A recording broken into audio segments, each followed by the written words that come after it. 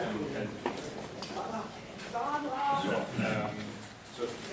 this seminar is starting from a question I asked myself, is how do players see judges? So I think we have a privileged view on this question because most of us are being players before being judges. But how do you think players see judges?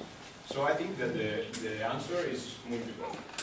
There are different views players have on judges, and they may be basically reference on rules and policies, or they may see judges as a guarantee of the tournament integrity, or something different, like a random element in the determination of the outcome of the tournament, or an opponent for their tricks if they are cheaters, or for instance a parasite. Yeah, it's true, and these are all documented tricks, okay? And I think you know it. So this is an example, for instance, for the one that I think is this clear one, that is the element of randomness in determining the outcome of a tournament. And this is a report from a pro player, which was reporting his experience at a pro tour. And this was published in a well-known web page for match players.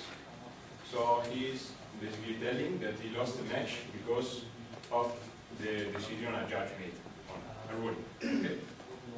And it's basically a random decision about a misunderstanding between the two players. But one is that this is also a pro player, and is also a leader community, and this was about a really high level tournament, and was published in a really good point. So a web page for player, which has got a lot of views. So the impact on the player community is potentially really high. Okay. So for sure, among the different views that we saw from players, there were countries. Do you have any information about the response of other players to that comment? There were a lot of comments, but about the report in general, not about it. Personally, I asked it to the player, and he didn't want to report it. So I think that judges' communities can do something to enforce some of these views and to try to avoid others. Okay, and I will talk about that, especially for what concerns the activity outside the tournaments. For sure, we can do a lot also in the tournaments by our behavior, but I'm talking about what we can do outside the tournaments. So first of all, I will ask you what the community is doing. What do you think the judge community is doing now to enforce some of the views, the positive ones, and to avoid the others? Yes. Well, in order to avoid them feeling that we stay in contact with the player community outside of tournaments, like on forums, and explain them why we do something. Yes, that's what I find the most important thing we can do outside tournaments. Explain them why we do things. Yeah, okay. First of all, I will give you some points on which you can think, and then we will divide in groups. Sorry. Yeah. No? So the first question is which are the activities that judges can do outside the tournaments? So this is just outside the tournament to try to enforce some views and avoid others. Which is the effort which is due for these activities in terms of how many judges are involved, how frequently are they involved, which is the amount of time they have to spend on that activity, which is the impact of the activity, so which is the expected number of players, or measure number of players which are affected by this activity, and which category of players, for instance, if you are targeting like just professional players, or really influent players, and so on. And if you think the activity is worldwide. Okay. So you can move the chairs and divide into 5 groups and talk about what your community is doing about that and about this point, and then we discuss it. Okay. So we learn from other communities. Okay. You can make like 5 groups.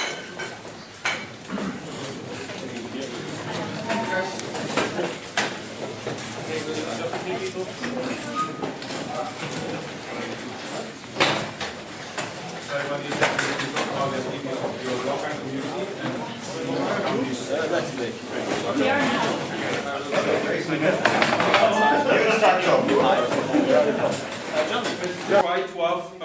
multiplayer meeting that is targeted toward casual players or people who have not much competitive events experience. That is about 20 to 50 minutes. That is not mandatory. Where we try to explain what is the difference between the regular Friday Night Magic or pre-release event and a competitive event, like what are warnings, because they never encounter them in Friday night, what is the purpose, why we give them, or they should react when they get one. Same thing with game losses, because same thing, we don't give them in regular events, so they know what is a game loss, why we have to give game losses at some point, how to react to a game loss, how to behave when their opponent is not sporting, but not unsporting either, this kind of stuff. Everything that is a difference between a Friday Night Magic and a PTQ. This way they have more information and they can feel more at ease and they know better what is going on. About half of the time is spent in explaining this and the other half is just answering players' questions. Of course, not every player who needs it will come, but every single player who comes is already something that we did to help the communication problem. So in which kind of tournaments do you do that? PTQs. Yeah, and how many players usually come to this? Could be 3, could be 20. Okay. Maybe the first step to a new, from Friday Night Magic to a competitive level is the GP trial. Yeah, but what for people who didn't go to the GPT? You cannot tell them, you're in the wrong tournament, please go to a GPT first. You still need to take care of them. Do you now make the meeting in the GP trial? No, we don't do this in GPT because GPT, I don't know for Netherlands, but for Belgium it's about 10 to 20 people. Yeah, so it's really easy to take care of everybody individually, which is not possible in a PTQ of 200 people. Also at GPT, they tend to be more local player playing in the store anyway, so you tend to know. Yeah, they know the judge. It's easier for them to go to the GPT judge and ask them their question, whereas in the PTQ, often the head judge is someone they never seen them from their life. Thank you. I think it's really interesting. Someone from that group can share some interesting experience. I'm not sure. We focus our attention on being a reference on rules and policy, and we come from 2 different nations. We are from Italy and he's from Czech Republic, and we thought that we had some different approach on being a reference on rules and policy. For example, I come from a small town near Milan, 50 kilometers from Milan. I'm the only judge there. And for me, being a reference on rules and policy means answering what they're asking me. And I am a member of the Lombardy judge community, which is made of about 50 judges, more or less. And being a member of the judge community means finding ourselves for smaller judge conferences and try to evolve our community and to make our players do better in their plays and in their player life. Basically, the active parties answer to players. Yes, yes. But there is also the writing articles part, which To players, mostly. Okay. When there's some huge change, like failure to reveal or something, we sometimes write a small article in Czech and put them on the major shop site, so that they perceive us as the people that try to educate them also. it's being a reference and also a point of education for the player. And there's also the other part which we cite, which is translations. We are a reference for our community when we translate articles for them. For example, I'm in the group that translates Match Judge Monthly and from English to Italian, and being able to write something for them is very important because they make you, this make them see you as an help and not as a parasite. as someone who can actually be able to guarantee integrity, as we say. In many cases, we guarantee integrity by telling them what we are doing. For example, in a tournament, when we give a penalty, we are telling them, I give you this penalty because you made this, and I've done it to 2,000 people until yesterday, and you're 2001. So welcome to the big community of those people which made this mistake. And there is also one important thing which he told us, which is the follow-up of the problem.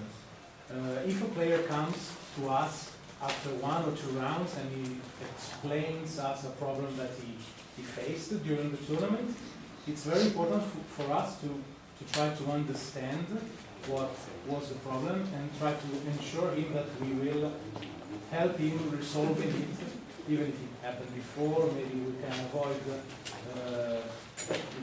the problem to happen later and stuff like that. So in this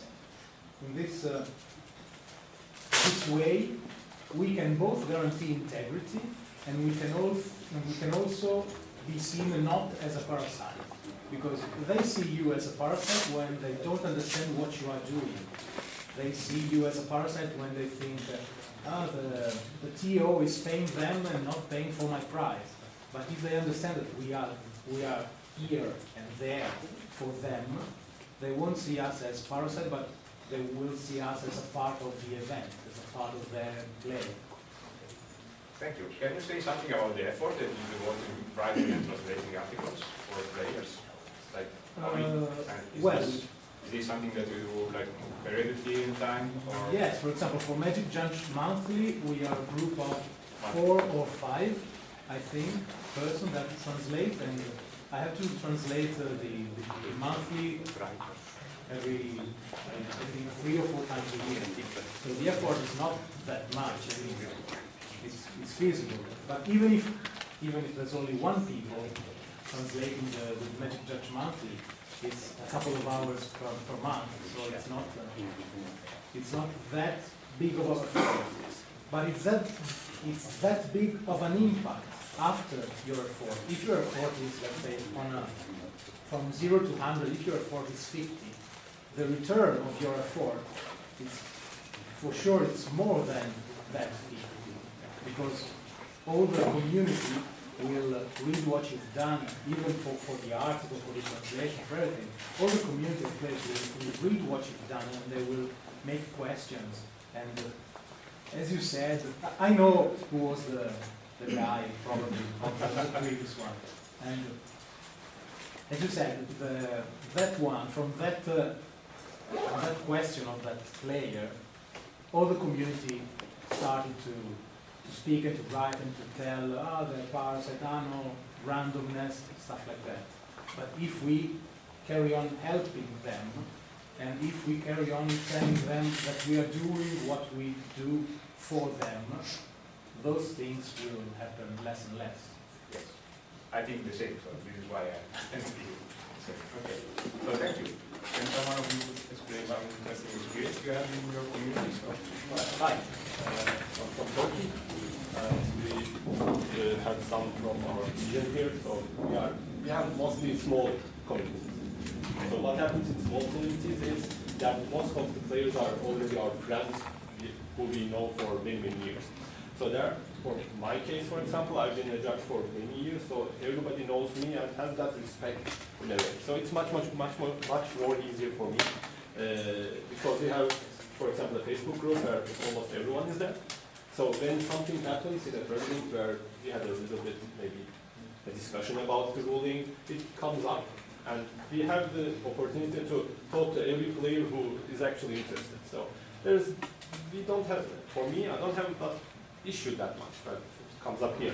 So the impact is mostly that sometimes we speak one-on-one with the players who disagree on what I did maybe, and then I have to explain them the judge point of view, why we do this or we do that. So, but with small communities, there is the respect issue where a new judge arrives. For example, maybe the Mbappe guy, it's almost harder for them because they don't know the judge for a long time maybe, and then the issue arises, like why he does stuff, he has to explain it, and we have to always do the mentoring thing or be a good example. And for me, mostly is that telling the guy how to say stuff or how to not say it. Because my players, they are mostly very, how can I say that? They have to be careful with the politics with the players. They don't want misunderstandings a lot with judges. So making the judge do it right is the harder part with the communication or with what to tell or what not to tell. So basically, with a Facebook page, you can reach 100% of the players. Almost. Now, the most new players, when they come to the release, then I always recognize the new guys, you know, when they are not around much, and then I can go to them, talk one-on-one. It's really easy because there are mostly just 5 or 10 people, and I just can go to them and tell a lot of things after the release as well, if they are happy with the, if it's their first tournament and how they receive the tournament area, or how they receive the tournament. And you are managing the Facebook page, is it? Well, yeah, I'm not. Is a team? Or? Well, the tournament organizer in Turkey, the country coordinator is one of the managers, and I'm one of the managers, so we can post stuff, or when something new arises, like a new policy, I always put it on there, and then we have the discussions, like if there's a job point of view needed, I'll give the point.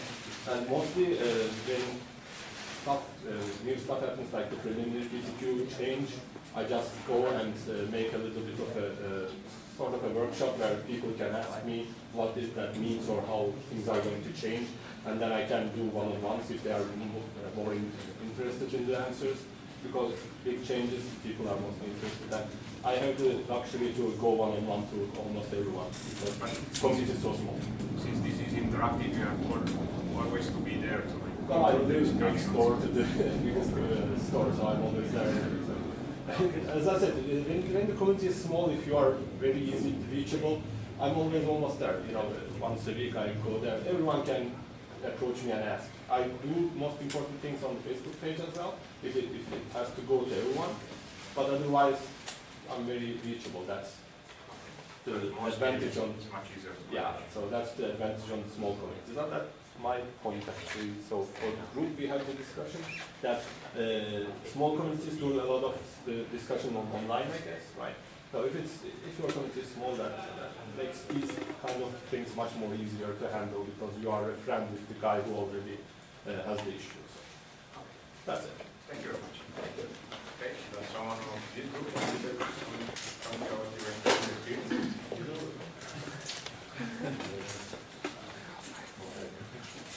Well, all right. So we talked about how something like that the casual players often would be the ones who do not understand what's happening and therefore will hold a grudge or at least have some issues outside the tournament. That being said, we also talked about being available and being able to guide players both while at the tournament and outside. I'm from Denmark, and in Denmark we have some players who are really good at playing Magic and not really good at understanding judges. So personally we have some issues with players feeling very unfairly treated. Not the new players, but the actually very experienced players. And dealing with experienced players that we know are good at Magic, and we know they're actually smart people, dealing with their grudge against the judges and misunderstanding of situations. And that's not an easy thing to deal with. And while it's true that interacting in judge forums is important, we can't always explain exactly what happened because sometimes it is you had to be there situation. When a player asks a question and the spectators believe that the player got an incorrect answer, they might not might not understand that the question was not the one he actually asked. Or he got the exact answer to the question he asked. Also, sometimes we as judges make mistakes, and sometimes those mistakes include disqualifications, and those are pretty hard to deal with in public forums. So, so we also need to be aware of that we can discuss the rules in general, but we can't always discuss specifics. So, So you say that there are really influent and good players in the community, but the interaction with judges is not that great. exactly. So maybe some activity focusing on like talking to that specific. And especially players doing the article things is probably something that we're going to start doing. and convincing that this small group of really influent players can influence the community. Well, if I go out and I say, hey, you 10 people that are loudmouths in the community, I want to talk to you guys, then I won't get anything from it. You always have to be fair and be smart. When you write something in public forum, you need to be fair and base it all on the documents that you have available. Just flaming as a judge is not And worthwhile. is there a coordination among the judges which are acting on forum? Yeah, we have some sort of communication. When you say that if you contact those 10 competitive players, you may not get an answer from them. Sorry? You say that if you contact those 10 specific players, you may not get an answer from them. So the one who are good at magic but not good at relationship with judges. No, I'm saying that if I try and do do specific communication with 10 players, then I'm boosting their own ego as that it is okay for them to be loudmouths in the community. And I feel like I need to give them even more reason to be unfair to judges in the public community. I don't say that it will work, but you may try to give them a way to boost their own ego in a positive way. Try to see how to make them your allies instead of enemies, and ask them, what can we do for you? What you have an issue, what can we do working together? Right. So you have something that you enjoy, and you have something that they stop by moving judges. Like, okay, you have concern, what can we do to address the concern? What do you want us judges to do different in the future? And try to build something with them. Right. So I read that in a recent article of Judges Forum where someone explains Dragon Ball theory, like you meet an opponent and you make him your ally for your next opponent, and trying to use this technique to build your community into something better. Okay, thank you. And finally, can someone of that share your view?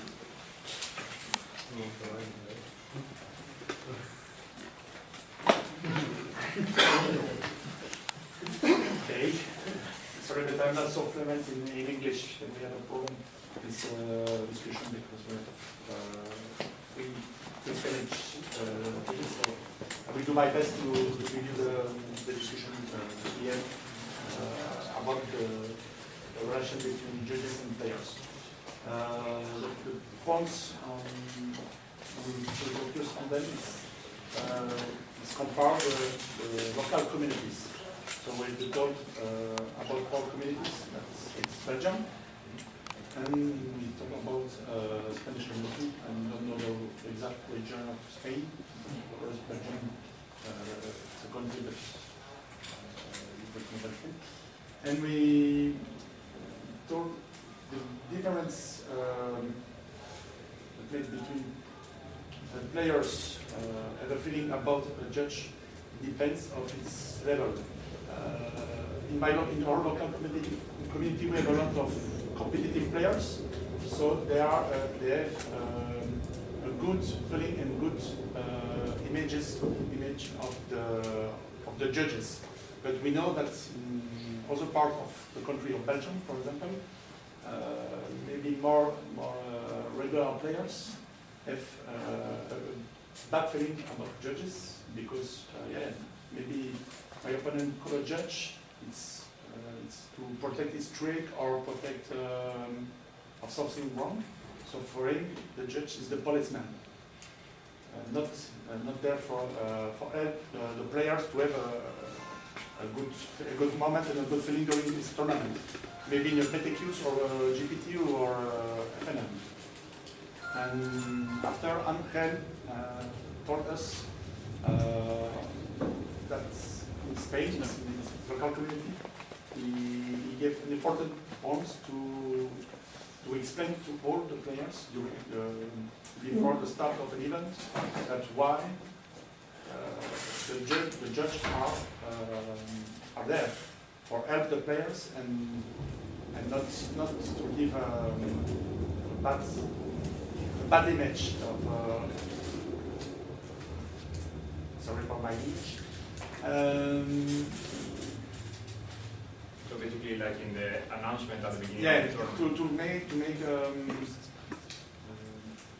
in French it's a cadre, un entorno, I don't know. The framework, like to explain the framework. Sorry? Like to explain the framework of the tournament. Yeah. And why? And why the judges are there. So I think for the feeling between judges and players, it's the best way is to explain why, what is a judge and why he's there. I think it's very interesting. I would like to add something to this. This is something that we started to do in Vienna at regular events. We had the same impression that players are not calling the judge. The judge is the overlord, is the policeman. Mm-hmm. And I show you what we are doing with the regular players, especially at pre-releases and also at special beginners tournaments. We are telling them, hello players, we have judges, they are here to help you. If you need a judge, raise your hand, call judge. And we are now going to practice this. On a count of 3, I want you all, and now please be with me, I want you all to raise your arm and yell judge. We're going to do this right now. 1, 2, 3. Judge! Excellent. That's what we do, and with this we have many more judge calls. Brilliant. Okay, so my question was in which kind of tournaments you do that? So it's basically beginner tournaments or regular tournaments? Yes, we did. Okay. Thank you very much for sharing your experience. So I was taking notes because it's really interesting to me.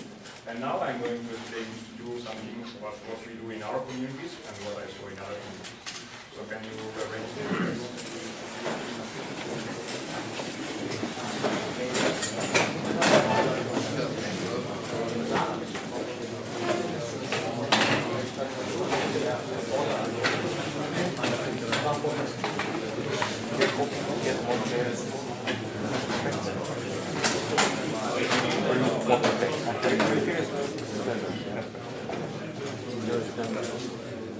Okay, so as I told you, I'm and in Italy we have a Facebook page.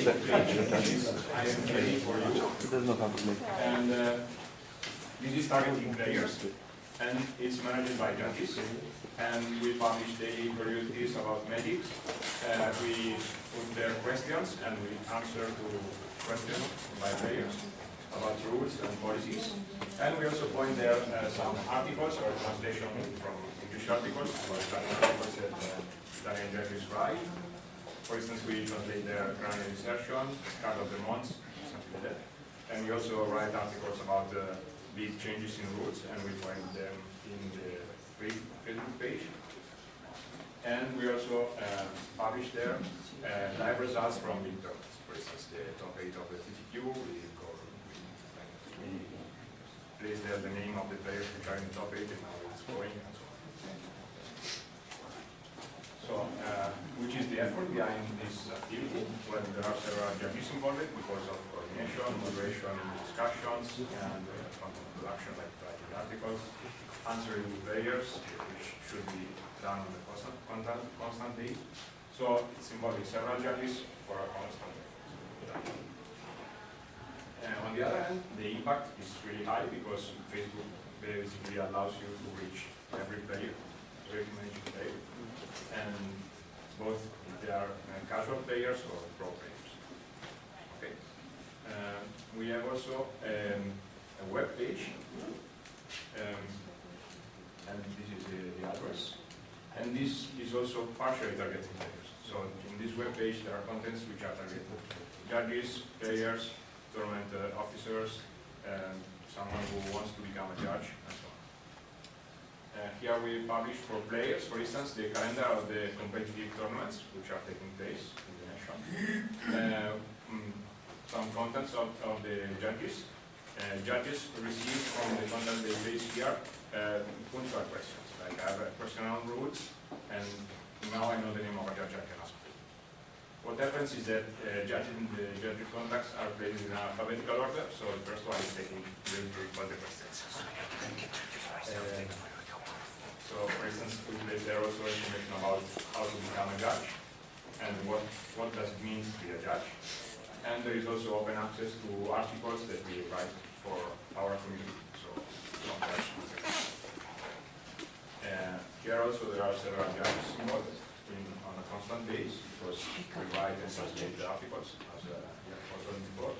There is a coordination effort for the contents, and there is also writing as well. Yes?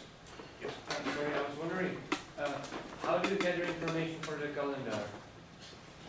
From the publication that Wizard does in this webpage, and we take the Italian tournaments and we So you do it yourself? The TOs don't send you the tournaments or something?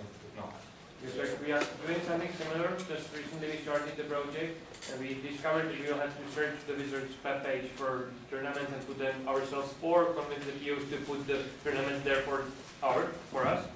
And I'm not sure which way we will go, so I was wondering. Thank you. Yeah, this was getting really well with the PTQs and GPs because they were a limited number. I don't know how this will evolve with the preliminary PTQs. Yes? I can answer to Yara. I also do this on the largest Belgian French-speaking forum. Either I go for the information or TO send them. 95% of the time I go for information because TO don't go.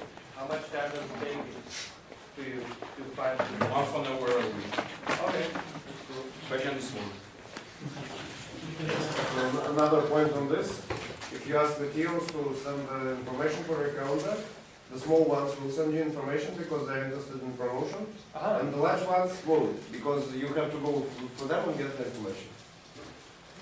We found that this is something that players like to know where the digital is.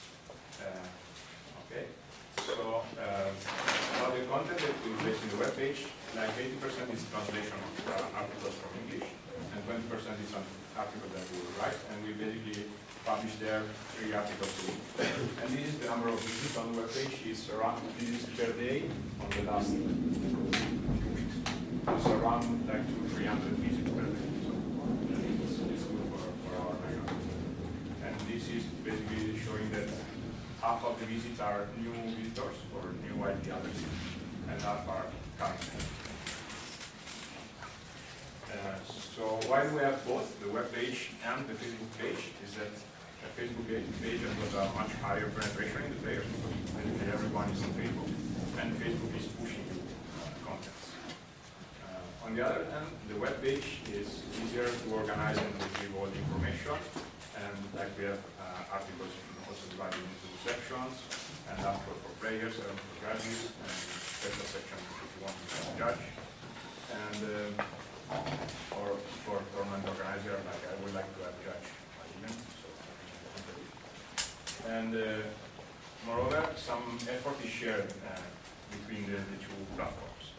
So some articles we publish on the web page and we point on the Facebook page. So we take advantage of the high penetration on Facebook, but we have the content organized on the web page. Some other activities that we do is judge booth. We were doing this at big national events, and it's a first and closer impact, and closer communication between players and judges, and shows like the big knowledge which is behind being a judge and how you like to become a judge, And this, for experience, has been the first meeting point for many judges which are judges now.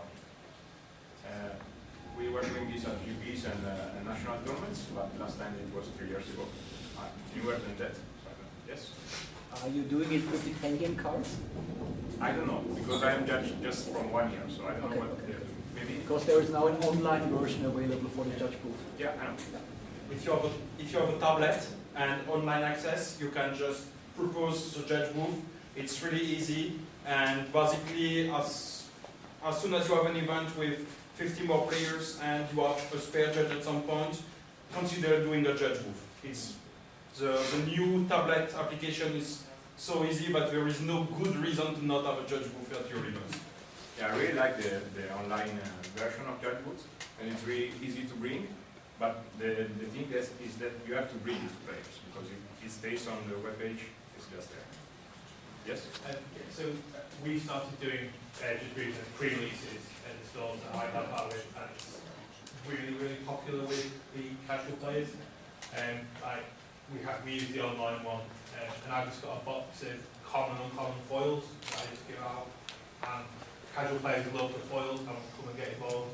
And in a community like Wales, where we're really trying to recruit new judges, it's also a really fantastic way to get people involved in the programme. So basically you are bringing your own foil for us. And what do you do in your country? Like, where are the foils coming from? People play for the fun. The casual players love having the quiz aspect of, oh, this is a game, this is fun. And competitive players, that boosts their ego when they something is right. Oh, you try to trick me, but I'm cleverer than you. Okay, so I think that this activity is reaching a lot of players because it's done a big event, and then on the other hand has got low and mutual effort required to judges. Yes? The judge booth is also a chance for players to see judges as something other than rules police. They're people who are talking to you. Almost people. Yeah, talking to you about rules, how is that different?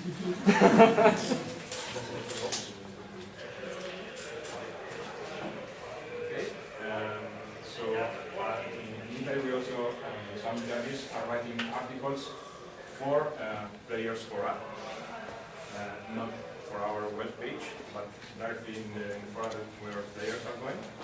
And they are about rules, policies, but also about the organization which is behind the tournament, like some reports from big tournaments, or some specific time-relevant cases, like we had this shuffling case, which was recent, and which was required, which was focusing a lot of attention on that.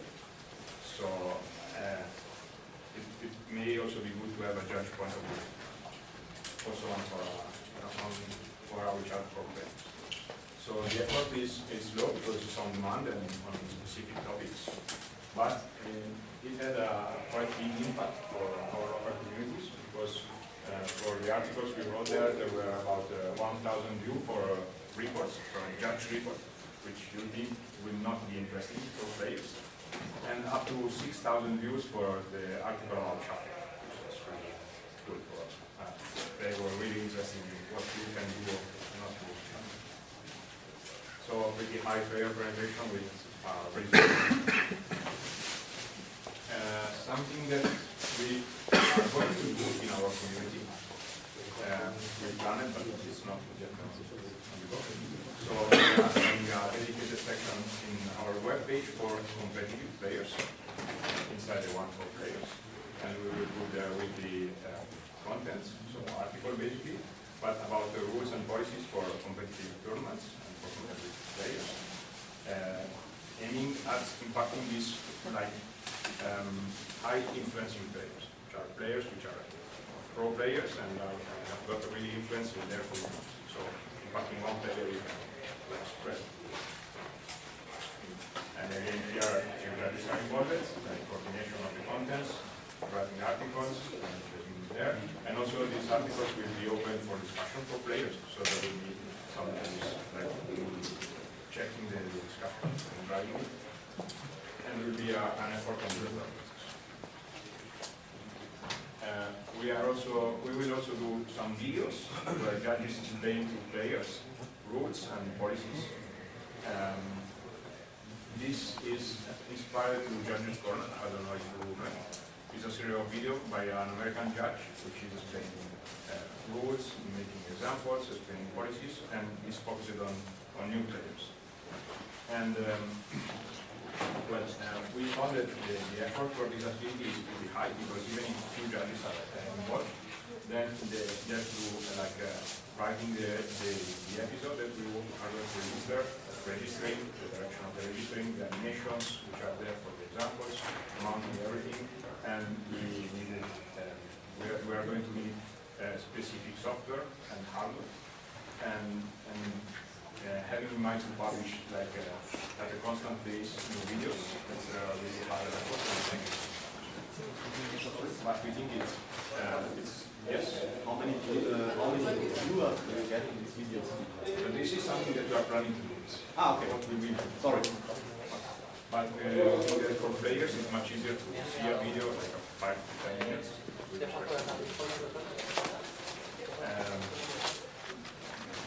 And we also give flyers at the big menu events to players to, if they are interested to become a judge, they explain what it is to be a judge and how can you become one.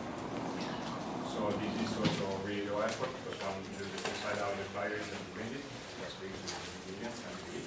So it's like one shot. And I can show you what other communities are doing. So there is a publication which is daily, which is rule tips, and there is every day they publish a short article giving a tip about rules or policies to players, and this also focusing on new players. And the effort here is really high in frequency, because 7 judges are in the main team, but they publish a tip every day. So the effort is high in frequency. This is also translated in Spanish, and they also translate every day partial translation of the judge team, and they have figured about the impact of the Spanish translation, which is around 3,000 views per month, considering 30 tips. So on average, 100 views per tip.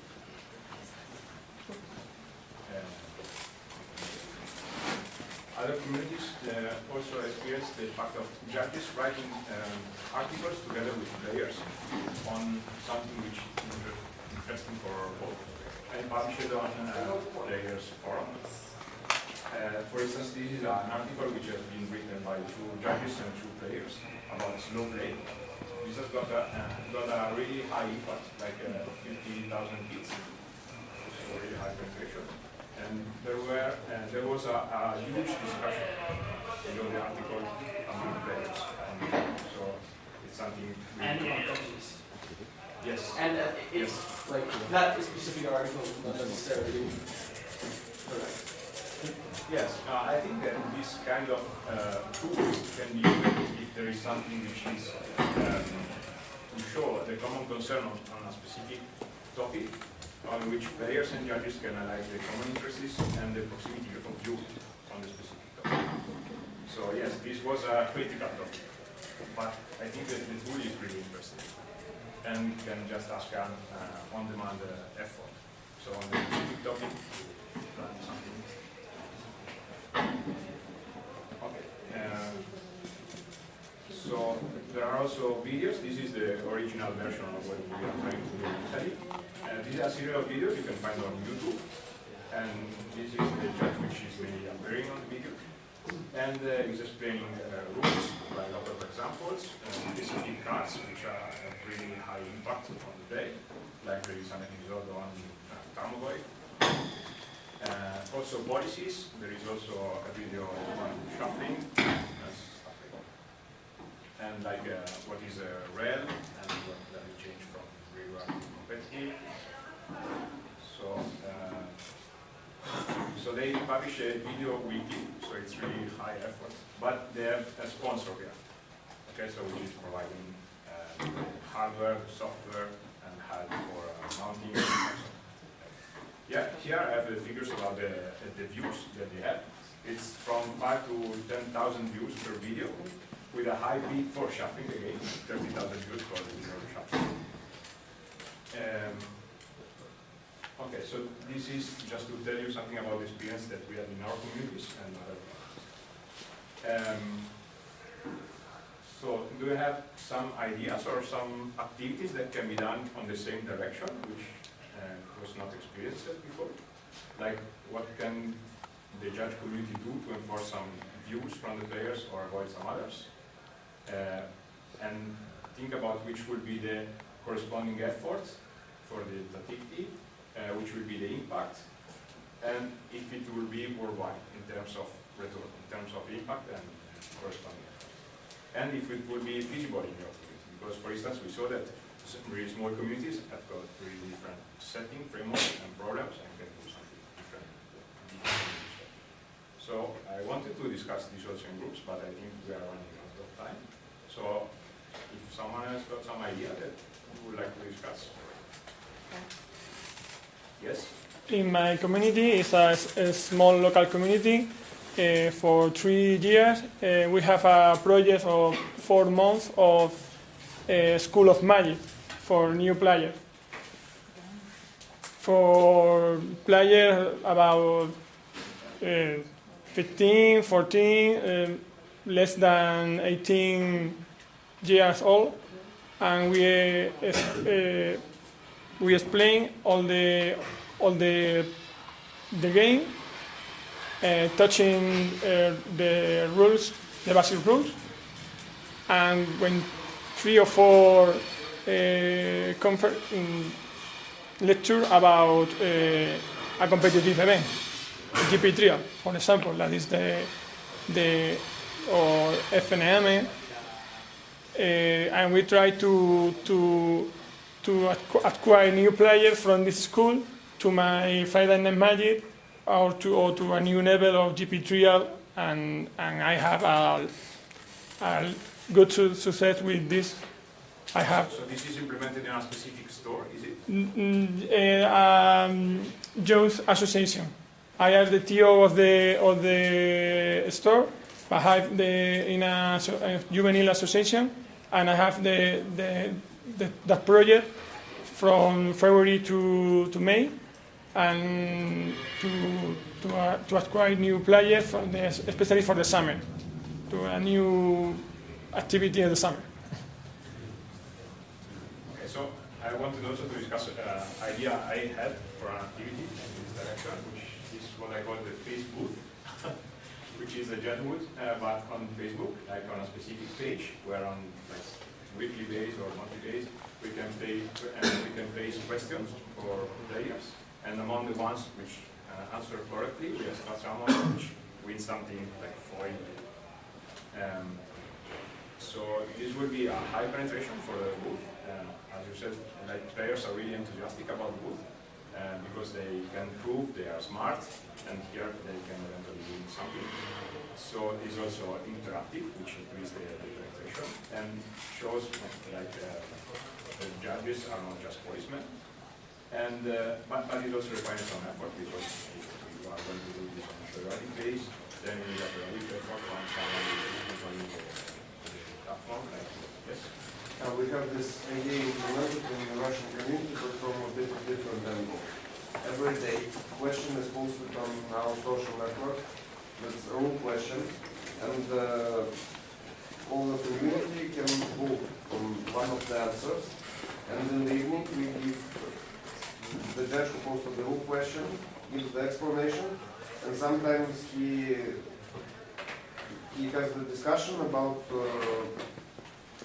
what was the popular answer, and sometimes why the most popular answer is wrong. Sometimes the rule question is complicated and the community answers wrong. Okay. And you see that there are a lot of players answering to the questions? Yes, it's something like several hundred players answering. Wow. So it's like, it's just the rule. You have, for example, it's like something happens, how much damage is dealt? It's 0, 1, 2. This can be. The situation can go as described by the judge or something else. and people look for one of these answers. It's very interesting. I saw that also there is a Spanish page where you place questions for players, is it? There is a Facebook page and also a Twitter account. Okay. But I saw this is not really interactive, is it? Like they just answer and then after you publish the result? They ask a question, we answer, and then sometimes they need some other specification or more questions. No, I was referring to a Facebook page where the judges are placing a question. Yeah, also judges are placing questions and players answer, and then judges deliver the correct answer and the explanation. And you find a good answer from players even without any Sometimes. incentives? Sometimes there are very detailed and Okay. As a player, personally, I answered to one of the questions in the Spanish page, and then I needed some more clarification, and I never received it. It was not really interesting. But I understand that there is a big behind that answer. So, yeah, okay, I'm going to conclude. So what we learned today, the players are really interested in shark.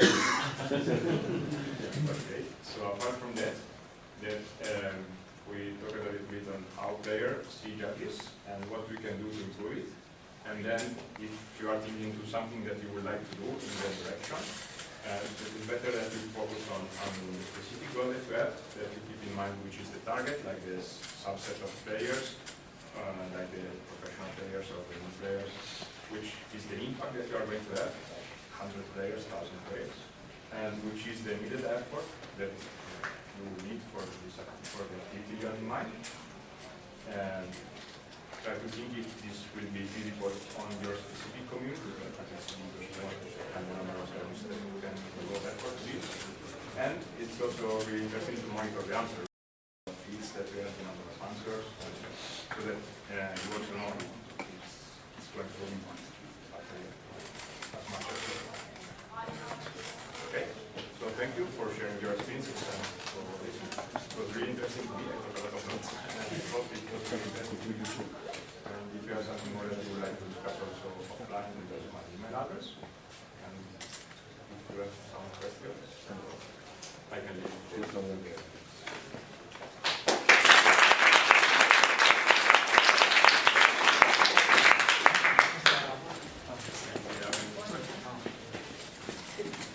Thank you. We are distributing some feedback forms, so please take a couple of minutes on signing it and give us back. And the next seminar will start in 5 minutes.